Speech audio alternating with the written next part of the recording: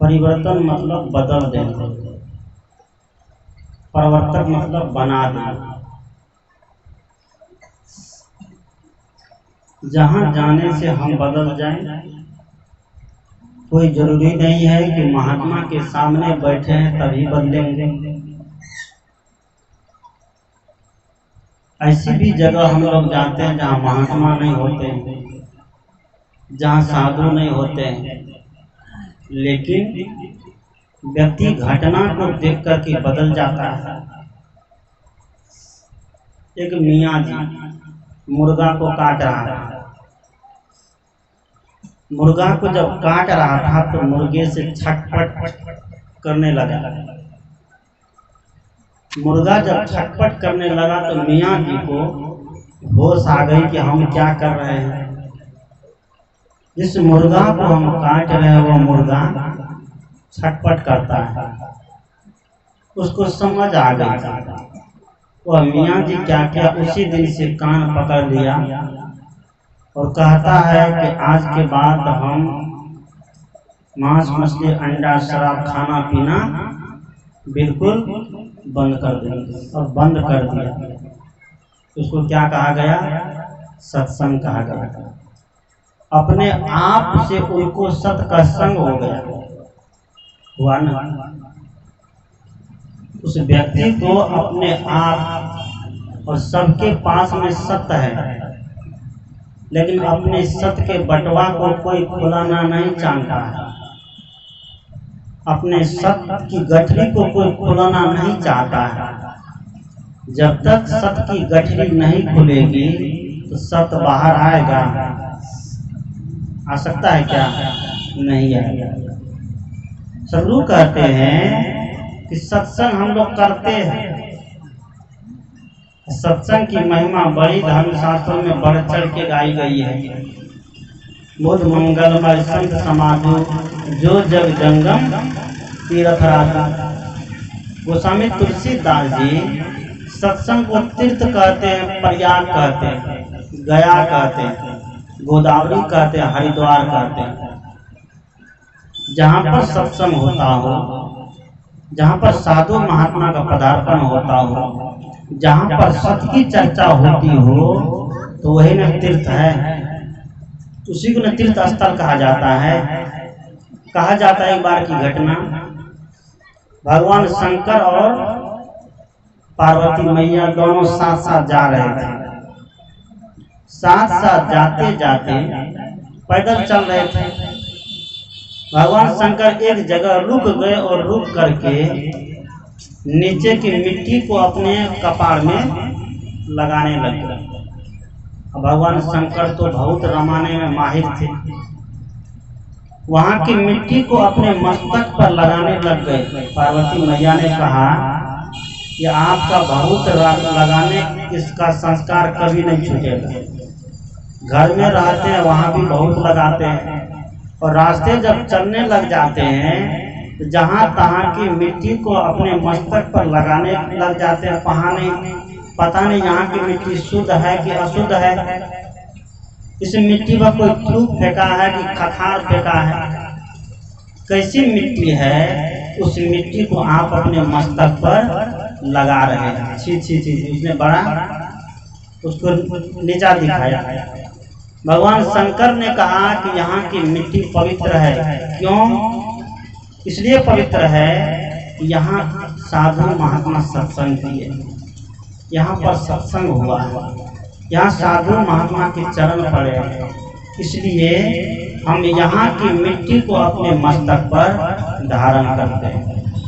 सब लोग कहते हैं कि वह जगह, वह स्थल, वह ग्राम पवित्र है, धन्य है, जिस ग्राम में, जिस स्थल पर सत्संग होता हो।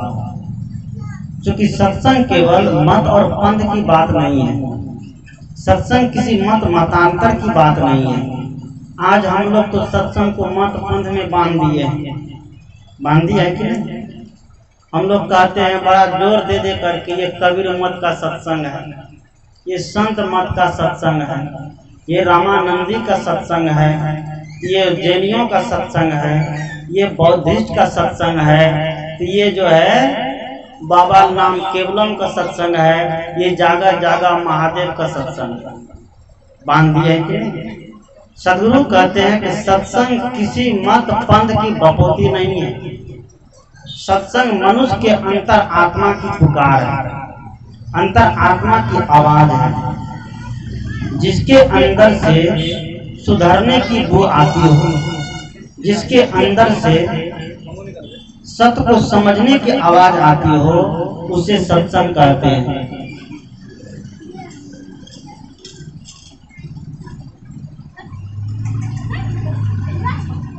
आप लोग वहीं से सुनो ना, आप लोग वहीं से हाथ जोड़ लो, इधर मत आओ।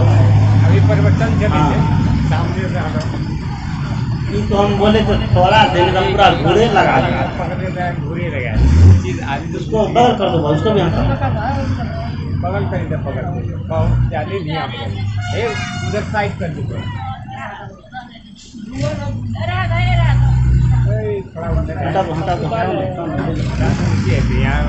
गर्मी से हालत खराब। बोलिए सदगुरुदेव की जय। कोई मत पंथ संप्रदाय हम जहाँ जाते हैं वह विवेक और विचार की बात करते हैं, वह सुधरने की बात करते हैं, वह दुख से छूटने की बात करते हैं।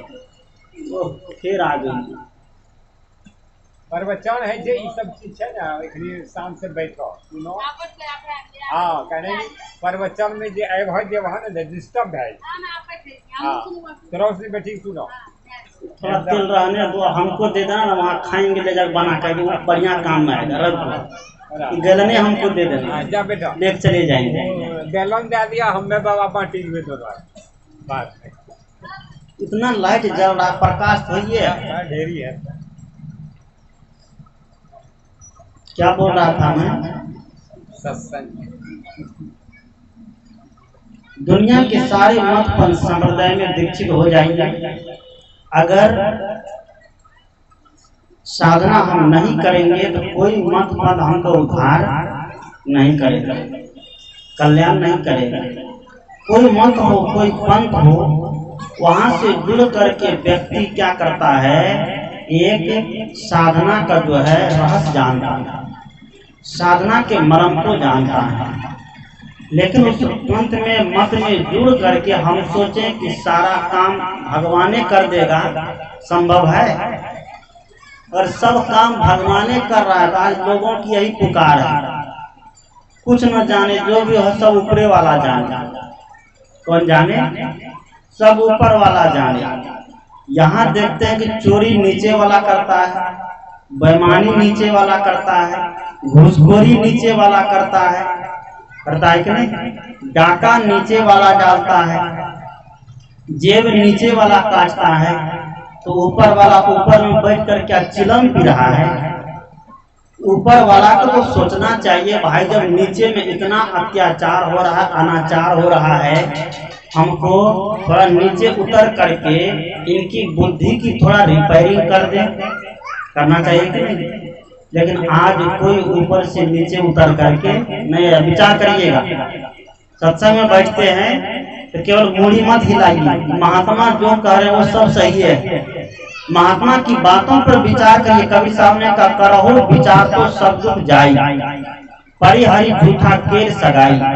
आज हम सत्संग में जाते हैं, महात्मा के सामने बैठते हैं और खूब मुंडी हिला देते हैं महात्मा की बात, लेकिन नहीं, आपके अंदर विचार और विवेक करने की शक्ति है, चाहे पुरुष हो चाहे स्त्री हो, सबके अंदर सोचने और समझने की शक्ति है। सब सोच सकता है, सब समझ सकता है। लेकिन आजकल महात्मा लोग नहीं सिखा दिया कि गुरु की बात पर तर्क मत करो। क्या? गुरु की बात पर तर्क मत करो, शास्त्र की बात पर तर्क मत करो। और गुरु की बात पर, शास्त्र की बात पर तर्क करोगे तो तुम कहाँ चले जाओगे? नरक में चले जाओगे। और गुरु की बात को हूबहू मान लोगे और तुम स्वर्ग में ससर जाओगे, तुमको कहीं पर ब्रेकर नहीं मिलेगा। इसलिए सदगुरु कहते हैं सत्संग व्यक्ति को सुधारने की जगह है। जैसे एक बार जैसे मोबाइल को चार्ज करते हैं कितना दिन जाता है?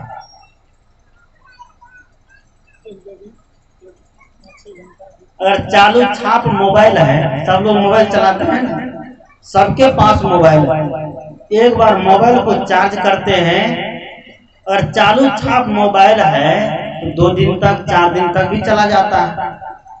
केवल फोन करते हैं और फोन सुनते हैं तो 2 से 4 दिन तक वो मोबाइल चला जाता है, उसको चार्ज नहीं करना पड़ता।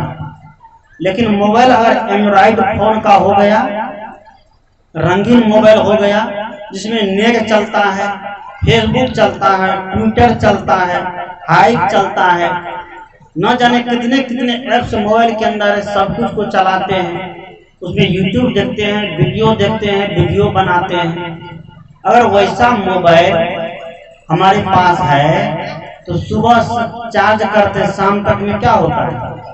डिस्चार्ज हो जाता है ना। सुबह चार्ज करते हैं शाम तक में डिस्चार्ज हो जाता है। और कुछ ऐसा मोबाइल होता है जो गड़बड़ होता है ना, कुछ ऐसा मोबाइल होता है जो गड़बड़ होता है। उस मोबाइल को जब तक चार्ज में लगाए रहिए तब तक बैटरी फुल बताता है।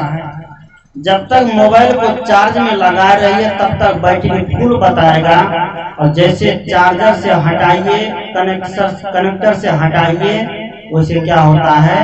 बैटरी खाली हो जाती है। तो वैसा मोबाइल को गड़बड़ मोबाइल कहा जाता है। उसकी बैटरी डाउन हो गई है, वो चार्ज करने के बाद भी चार्ज नहीं होगा। सदगुरु कहते हैं आज दुनिया में इसी तरह के लोग हैं। कुछ लोग हैं जो चालू छाप है, एक बार सत्संग में आकर के बैठते हैं, सत्संग की बातों को सुनते हैं तो उसको बहुत दिन तक याद रहता है। वो बहुत दिन तक सत्संग की बात को याद रखेगा और उस पर चलने का प्रयास करेगा। लेकिन कुछ लोग होते हैं जो रंगीन मोबाइल जैसा होता है, एंड्रॉइड फोन जैसा, जैसे सुबह चार्ज करो तो शाम तक में डिस्चार्ज।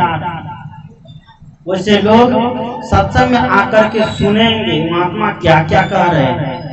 तंबाकू छोड़ दो, बीड़ी छोड़ दो, शराब पीना छोड़ दो, मांस खाना छोड़ दो, चोरी करना छोड़ दो, हत्या, हिंसा, व्यभिचार, बलात्कार करना छोड़ दो। जितने अनैतिक कर्म है सारे कर्मों को छोड़ दो। जब तक सत्संग में बैठता है तब तक तो याद रखता है, और सत्संग से उठ करके जैसे जाता है वह तुरंत डिस्चार्ज हो जाता है। होता है दुनिया में कुछ इस तरह के लोग भी हैं। जब तक सत्संग में बैठे रहेंगे तब तक कहेंगे कि महात्मा की बातें सही है, महात्मा की सारी बातें अच्छी है। लेकिन सत्संग से जैसे उठ करके गया तो बस सत्संग की बात सर पर फूटा अपने दर पर।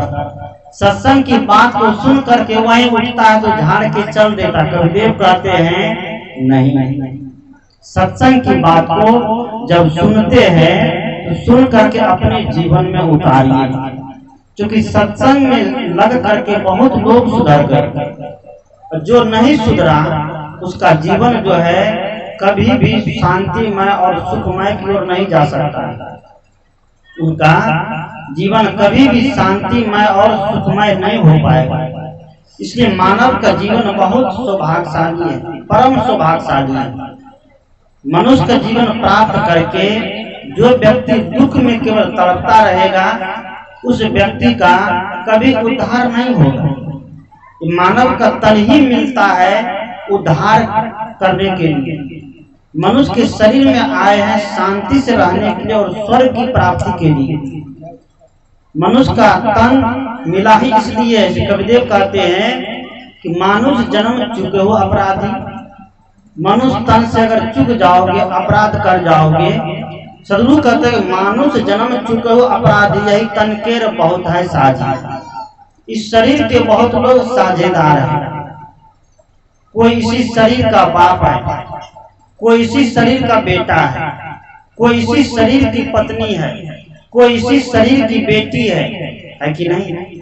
और एक शरीर कितने कितने लोगों का हिस्सेदार है। अंतिम में सारे लोग हिस्सेदार होने के बाद जब अंत समय आता है, मरने के करीब आता है, उस समय भी हिस्सेदार बन जाता है।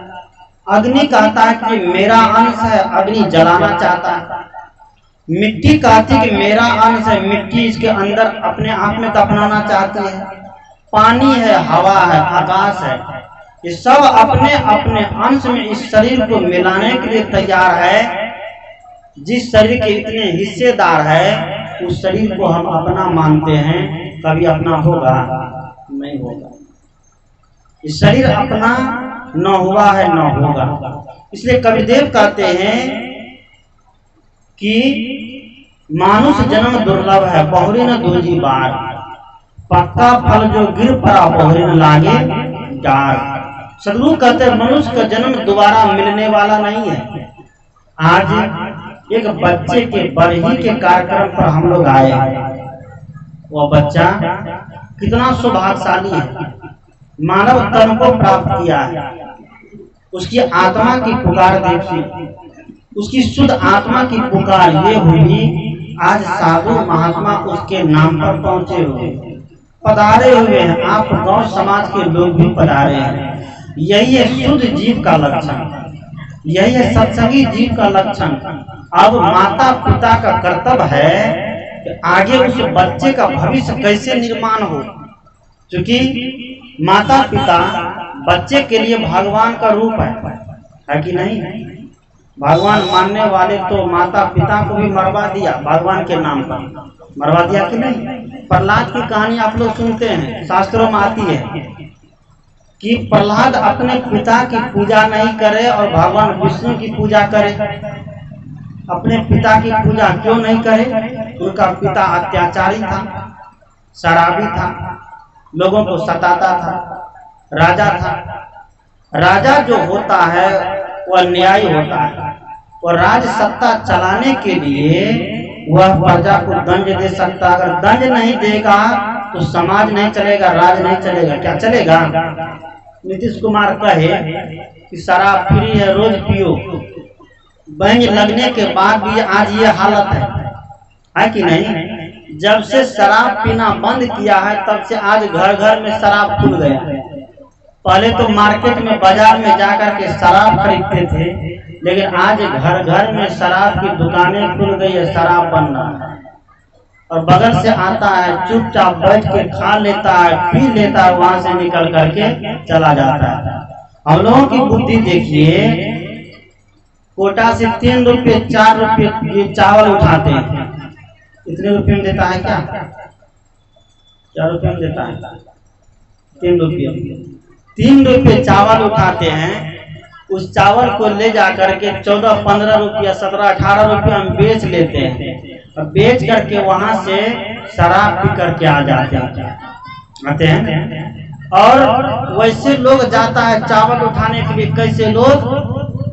3 रुपये किलो चावल वैसे लोग उठाने जाता है जिसके हाथ में 30,000 का मोबाइल फोन है और बुलेट गाड़ी पे चढ़ के जाता है। गरीबी रेखा का सामान उठाने के लिए उनको शर्म नहीं आती है। हाथ में 30,000 का मोबाइल है और बुलेट गाड़ी पर 1.5 लाख का बुलेट गाड़ी पर चढ़कर जाता है 3 रुपया किलो चावल उठाने। उनको शर्म से चुल्लू भर पानी में डूब मरना चाहिए कि नहीं मरना चाहिए? लेकिन सरकार का नियम है कि मिलना चाहिए, सबको मिलो, चाहे हमारा देश क्यों न बिक जाए, है कि नहीं।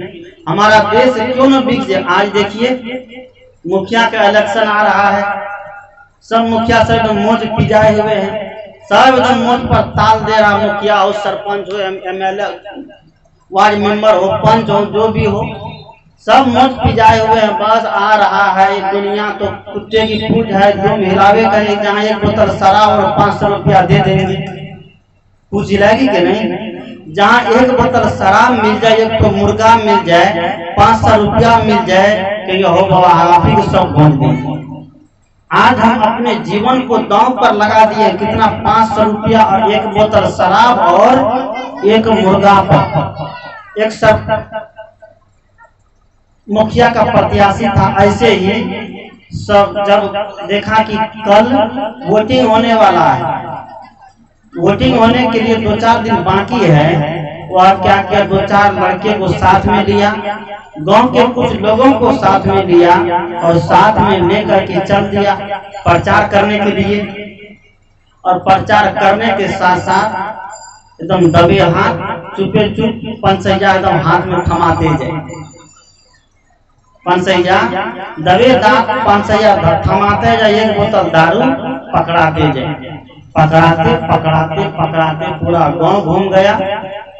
एक दरवाजा छूटा हुआ था, एक दरवाजा बचा हुआ था, वहां गया, वहां भी बातचीत किया, हम भी मुखिया से खड़ा हुए, हम वोट हम ही को देना, और हाथ में चुपे चुप एकदम पंचैया धरा दिया, एक बोतल शराब पकड़ा दिया, एक तो मुर्गा भी पकड़ा दिया, ताकि लोग वोट सब हमको कहना देने के लिए जितना घर में हो। उसने कहा कि इस सब की जरूरत हमको नहीं है। कहा क्या चाहिए? कहा कि हम सभी लोग वैष्णव है, हमारे घर में सभी वैष्णव है, कोई शराब नहीं पीता है, कोई मांस नहीं खाता है, कोई दारू ताड़ी गांजा भांग का प्रयोग नहीं करता है, हम गरीब व्यक्ति हैं, आवश्यकता हमें एक गाय की है, एक गधा की है। क्यों? वो धोबी था बेचारा, धोबी कुल का रहने वाला था, एक गधा की जरूरत है ताकि हम कपड़ा जो धोते हैं घाट पर जाते हैं और गधा हो जाए तो हमको कपड़ा धोने में लाने आने में सहूलियत होगा। कहा कि एक गधा हमको खरीद करके ला दो, बस हम सब वोट तुम्ही को दे देंगे। मुखिया अपने कार्यकर्ता को 500 रुपया दिया, कहा जाओ बाजार मटियारी से खरीद के ला दो इनको गधा। उनका कार्यकर्ता खोजने के लिए गया मटियारी, गधा 500 रुपया लेकर के खोजते रहा, खोजते खोजते सुबह से शाम हो गई, 500 रुपया में गधा नहीं मिला। मिलेगा गधा भी मिलेगा तो कितना में, 10,000, 5,000, 20,000, 25,000 ऐसे मिलेगा। 500 रुपया में कहीं भी गधा उनको नहीं मिला। जब 500 रुपया में कहीं गधा नहीं मिला तो वह लौट करके मुंह लटका के घर आ गया, मुखिया जी को बताया, मिला? नहीं मिला। क्यों नहीं मिला? कहा कि 500 रुपया में गधा मिलने के तैयार में, गधा का दाम भी बढ़ गया है। कितना बढ़ गया? कोई 5,000 का, कोई 10,000 का, कोई 25,000 का, मतलब जिस क्वालिटी गधा है उस क्वालिटी का पैसा भी नहीं निकालना पड़ेगा जी। कहा कि नहीं मिला। तब वह व्यक्ति कहा, मुखिया जी 500 रुपये में और गधा नहीं मिलता है, क्या हम लोग गधा से गया बिता हो गए जी? मुखिया जी से वह व्यक्ति कहता है, इस व्यक्ति से वोट मांगने गया कि 500 रुपये में गधा नहीं मिलता है, क्या हम लोग वोट देने वाले लोग इतने गधा हो गए 500 रुपया में बिक जाए, एक बोतल शराब पर बिक जाए, एक मुर्गा दे दे उसी पर बिक जाए। सदगुरु कहते हैं, आकाश की शोभा सुन से नहीं सितारों से। शायद लिखते हैं कि आकाश की शोभा सुन से नहीं सितारों से।